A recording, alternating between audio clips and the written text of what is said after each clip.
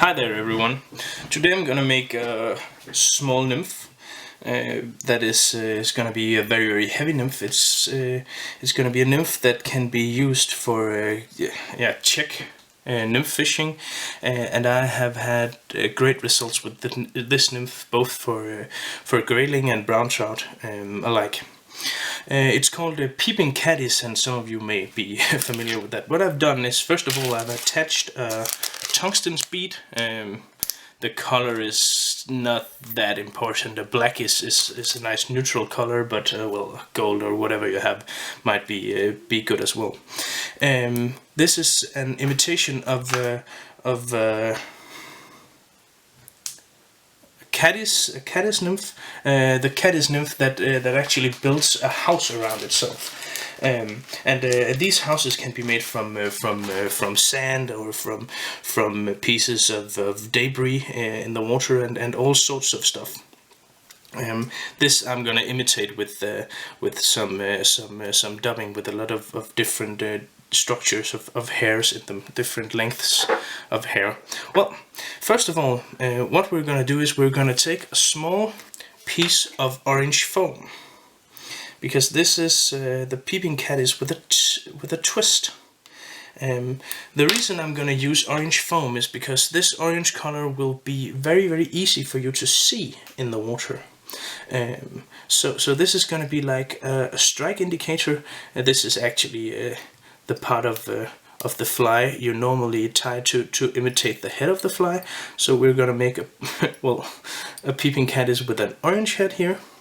And the reason why I'm doing it in foam is because if you have foam that contains a lot of air down here where your hook is, then there is a good chance for this fly to actually float a bit here in the bottom part, in the lower part, because the head will pull the fly down to the bottom, and this will on many occasions keep your hook tip free of vegetation, because this will actually give a bit of lift to this end of the fly, so your hook point will be protected from snagging. Of course, not always, but on at least some occasions, and these occasions are definitely worth taking into account. The next we're going to use is a small partridge feather. These are going to imitate legs, and as always, I'm taking every part of this fiber of this feather and folding backwards, just careful as not to rip any of the fibers off, like that. Tying this down here.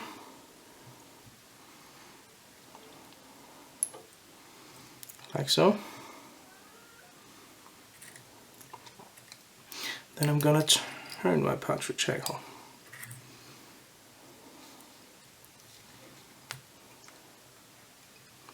Don't want too much hackle here, just, well, a turn or two is sufficient. Something like that.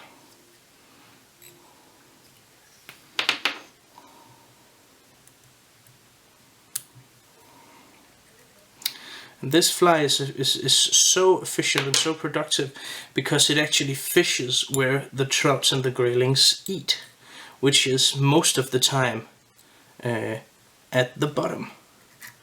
So there you have it. There you have the legs of your caddis fly, and then all there is left to do is make a fairly voluminous, fairly bulky body from dubbing. And what I'm gonna do is I'm gonna use the SLF squirrel dub, which is great for stuff like this.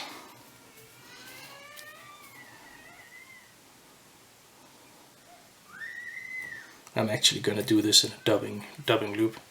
Then it's easier to get the dubbing to be as thick and as bulky as I want it to be.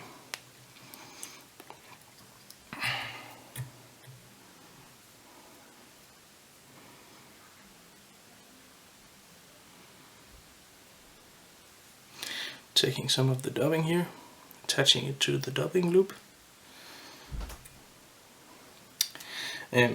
I've been using this fly in small creeks where I've actually done, I don't know what it's called in English, but I would say an Indian way of fishing, because I crawl around on the bank with my polarized sunglasses, looking into the deep holes of these small streams, and looking for fish. And when I see fish, often Danish streams are not that big, but fairly deep. You can actually spot the fish on the bottom. And then once the fish are spotted, you need something that will get down and deep very, very fast.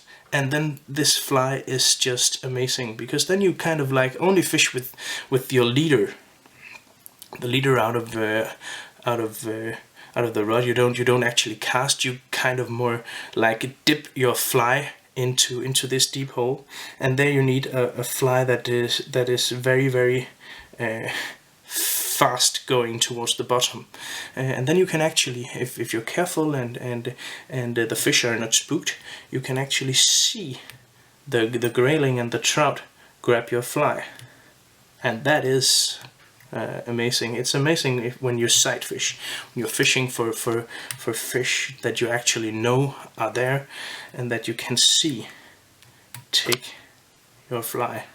That is the part of fly fishing that I enjoy the most, when you have this visual aspect of the fly fishing, where you can actually see the fish grab what you have made sitting here in your room, working all these hours to produce a small fly, taking it out into the river, and then your fly is accepted by the trout or the grayling.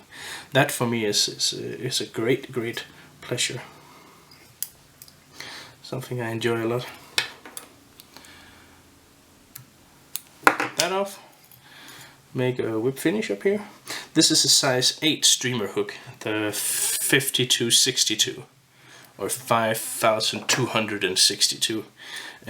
A fairly nice hook for this. I also use this pattern in a size 6. Tied on the exact same hook. Then I'm gonna cut off some of these to kind of give it like the look that this has been, well, made from sand.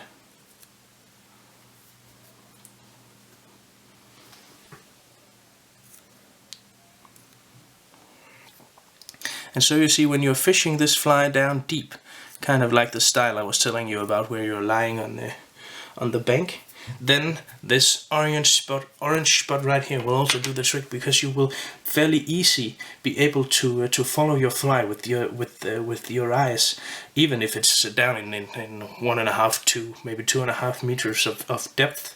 You will be able to see exactly where your fly is, and if a grayling or a brown trout has grabbed it. Well, those were the words. Thank you for listening.